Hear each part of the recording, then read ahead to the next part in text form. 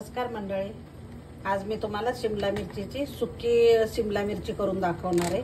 तर त्याच्यासाठी हे मिरच्या 5 आहेत आणि स्वच्छ धुतलेल्या आहेत। तर मी आता तुम्हाला दाखवते कशा कट करणार आहे मी। तर मी थोडेसे देठाचा भाग ना थोडासा कट करणार आहे, जास्त नाही। थोडंसं हे काळा आहे ना ते कट करणार आहे फक्त। हे बघा, अख्खीच करणार आहे मी शिमला मिरची।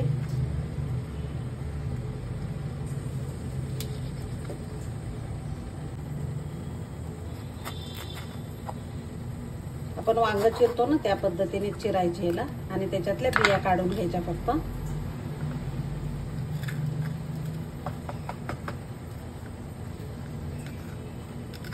कारण झटपट भाजी तयार होते। हे बघा, अशा बिया काढून घ्यायच्या, भरपूर बिया पडलेले। तुम्हाला आवडत असतील तर तुम्ही ठेवू पण शकता। तर मी सगळ्या अशा चिरून घेणार आहे। मी मिरच्या चिरून घेतल्या, तर एवढ्या बिया निघल्या बघा भरपूर। आता हे मी मसाला याच्यामध्ये काय काय घेते दाखवते। इथं मी खोबरं घेतलेलं आहे, थोडं सुकं खोबरं, ते भाजून हे केलं वाटलेले, ते थोडंसं 1 चमचा घेतले, छोटा चमचा। इथं कूट घेतले शेंगदाण्याचं, इथं जिरा पूड घेतले, धना पूड घेतले, आणि इथं गोडा मसाला घेतलाय थोडासा। थोडं थोडं घ्यायचं, 1-1 टीस्पून छोटा। हळद घ्यायची, काळा मसाला घ्यायचा आपला घरातला कुठलाही, आपण वापरतो ते, आवडीप्रमाणे, कमी जास्त तिखट। एक चमचा अद्रक लसूण पेस्ट,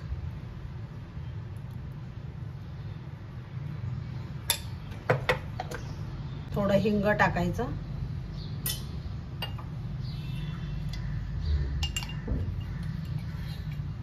मीठ टाकायचं चवीप्रमाणे, आणि थोडंसं तेल टाकायचं 1 चमचा, आणि हे सगळं मिक्स करून घ्यायचं। आता आपण याच्यामध्ये भरायचं मिरचीमध्ये सगळं। हे काय वेगळा मसाला तयार करायची गरज नाहीये, झटपट होतं हे। आपल्याकडे सगळे हे असे मसाले असतात सुके तयार करून ठेवलेले, आणि तुमच्याकडे नसतील तर थोडं थोडं तुम्ही भाजून घेऊ शकता सगळं। हे बघा, या पद्धतीने खूप छान मसाला होतो हा। आता भरून घ्यायचा मिरचीमध्ये, खूप मस्त होते, एकदम चटपटीत मिरची होते।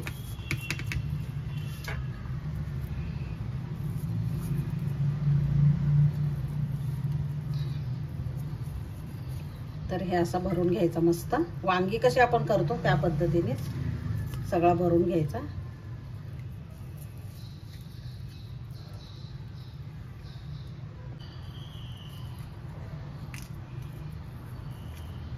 आता मी सगळा भरून घेतलाय मसाला। आता फोडणी कशी घालते दाखवते मी तुम्हाला। तर मंडळी, कढई ठेवली आणि तेल टाकून घेते। तेल तापलं की आपल्याला थोडंसं मोहरी टाकायची, जिरे टाकायचे, आणि कढीपत्ता 1 टाकायचा,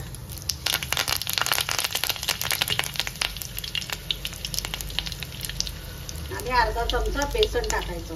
त्याच्यामुळे खूप भारी टेस्ट येते। या पद्धतीने तुम्ही करून बघा, तुम्ही भाजी खूप छान होते, एकदम मस्त होते। चांगलं मिक्स करून घ्यायचं, जरासं बेसन भाजून घ्यायचं याच्यामध्ये थोडंसं तेलामध्ये 2 मिनिटं। आता हे मिरची टाकायची भरलेली,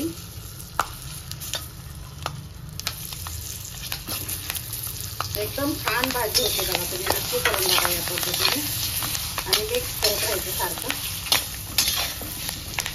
जे आपण बेसन टाकलं ना ते एकदम सिक्रेट पदार्थ आहे, त्याच्यामुळं ह्या पद्धतीने तुम्ही नक्की करून बघा।